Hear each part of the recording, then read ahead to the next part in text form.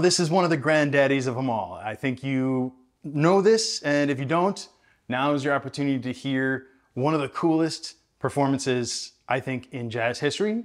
I'm gonna put it out there. I'm gonna say that. There's so many things that are great about this recording of Have You Met Miss Jones? And let's take a look at some of the things in Ray Brown's Bassline for Have You Met Miss Jones?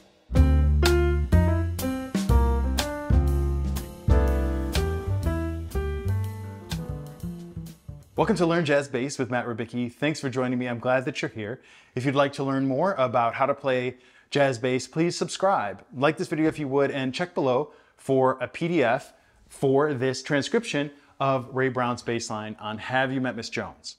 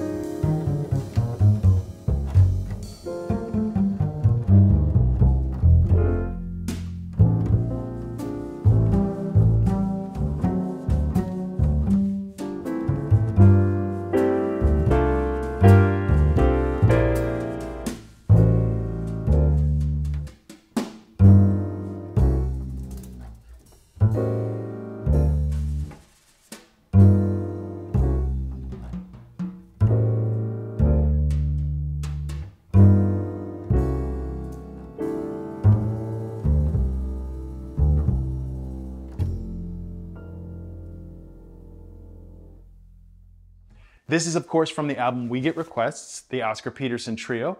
And there's a lot of things about this recording that are worth noting. I think the first thing is the sound. This is one of the best recordings of Ray's sound I think I've ever heard. I think a lot of people agree with me. It's fat, it's precise, it's warm, it's woody, everything is great about it. It just sounds fantastic. And I think also it's really cool to note that this is such an opportunity for us to study how Ray felt the quarter notes and the underlying triplets. If you remember in a recent video, we talked about the swing feeling. And here you can really get a sense of where he places those eighth notes because it's slow and there's a lot of space. And you have a very definitive thing coming from the drums that really clearly defines where the time is and where sort of Ray puts his stuff against that, if that makes sense. So that is a great way to think about this performance as you listen to it, I think. And I think it's a great tribute to the patience and sort of maturity of these guys at that time. They were younger than me, which makes me mad. Of course, they were brilliant musicians for many years before this, but I think it's really a testament to the maturity that they had as players to have the patience to just let there be space and take your time and don't rush. Now that said, Ray Brown is known for being very on top of the beat, almost to the point of rushing. And I get that. I've sort of unfortunately adopted some of that. I know that I push a little on the time too much. In this recording, if you listen really carefully, you can hear moments where he wants to get ahead and Ed Thigpen is pulling him back. He really lays down one of the beats, you know, beat 2 or whatever. He's really confidently saying, nope, this is where the time is. And I know that a lot of drummers, there's been a lot of discussion about drummers and Ray, like how Ray would be on top and drummers would have to pull them back and so on and so forth. They certainly had a chemistry, Ray and Ed, and I know it was mutual respect for sure. And of course there was respect with Oscar Peterson too. This was an important gig for Ray Brown, and this is one of their great performances. So let's dig into a couple moments in the piece itself. Right off the bat, we have something that we talked about in one of my earlier Ray Brown videos that I called Painting in Tenths, where he is playing on bar 2, it's an A minor 7 to D7. We play the root A, and then he's playing the flat 7, G natural, up in thumb position. And then he plays open D, and then the natural third, F sharp, which is right next to the F.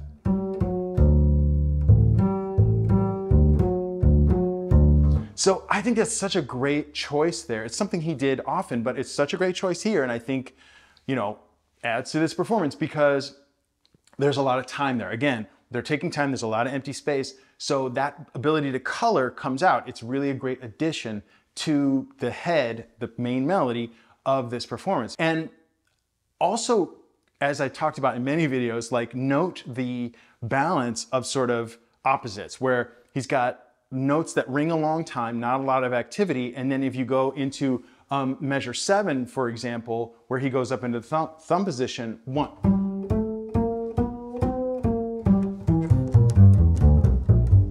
And then resting again, more room.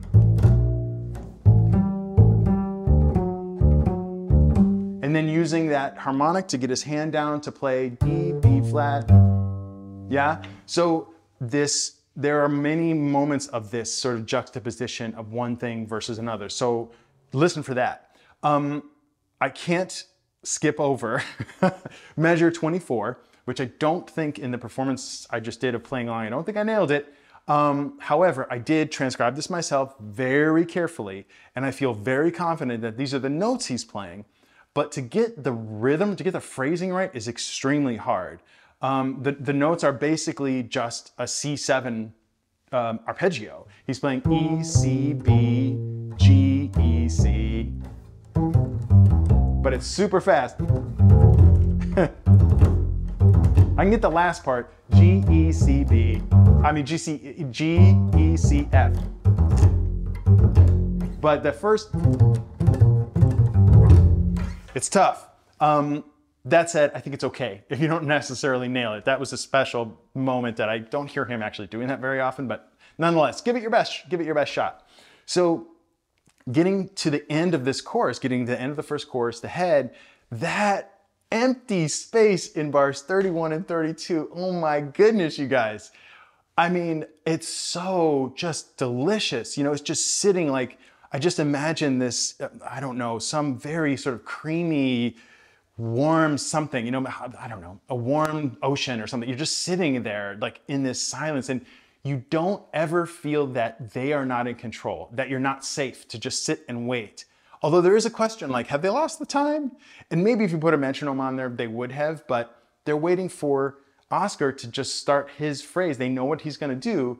And then Ray gets into the walking part, which is, again, such a great opportunity to hear his interpretation of the swing eighth note. Even when he's playing quarter notes, he has this way of placing the beat just slightly forward, getting that forward motion that we talked about in other videos. So, you know, in the bridge of Heavy M.S. Jones, it's, you know, thought of as difficult changes. I mean, it's not difficult once you're familiar with it, but it definitely jumps all around, right? It starts in B flat, and then it goes to G flat, and then goes to D, and then it goes back to G flat, and then a 2-5 back to F. So that's a little strange. What I love about Ray does here is that he makes these little melodies in the moment. Like he actually doesn't just sort of give up. I mean, if you go back to the first page, measure 23, that G flat major, da, da, da, da, da, da, So great. It's just basically playing around with the G flat major sound, but he's adding something. It's something melodic, it's something musical, and you know, it just adds to the whole performance, I think. So too, the way that he gets around the bridge that happens on page 2 is clever, elegant, and creative, and pretty in a way. I think it's really, really hip. And then when they go into that last A, measure 57, where they are sort of doing all these anticipations together, this sort of big band arrangement of sort with this trio, it's nothing, no complicated notes, but it's the attitude that they all put into it, including Ray. It's this relaxed, like, command, like, I got this, I got you, I'm gonna take care of you, I'm gonna carry you through the ocean or whatever, you know, you jump on my back, I'm gonna, you know, carry you. And that's totally what it feels like, the starting on measure, from the end of measure 56.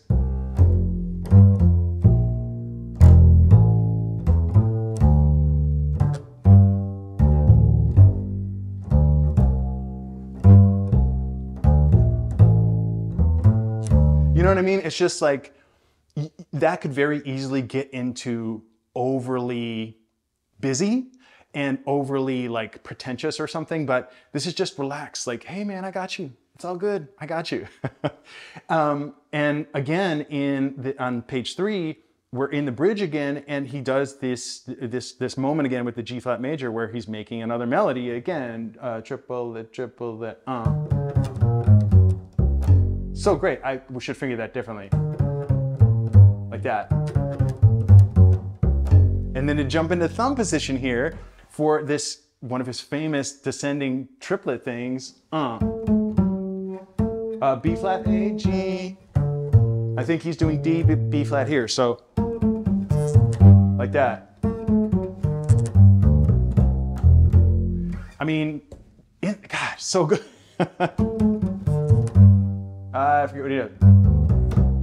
Yeah, so it gives that sense very directly. It's not a feeling, it's actually like the notes that are there are actually pushing us forward, right? They're actually giving us something to latch onto, actually giving movement to this very still, warm water, right? There's something about what he's doing that is making it musical. And then also, you know, this tag, what they call at the end, where they're repeating 3, 6, 2, 5, A, D, G, C, the time, the patience there too, he's letting those notes ring, man. You know what I mean? Like 77, 1, 2, 3, 4. And then this little slide. Full note. And then here, full D. Short,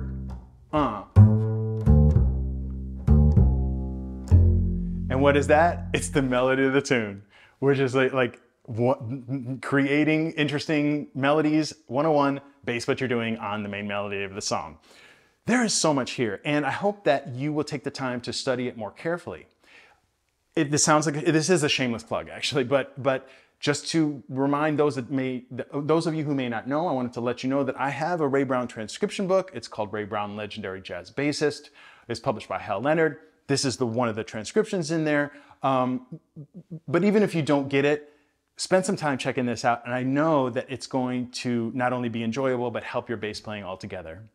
Thanks for joining me today. I hope that this was insightful and helpful. Please look for that PDF below, like, subscribe, and always remember, straight ahead and strive for tone.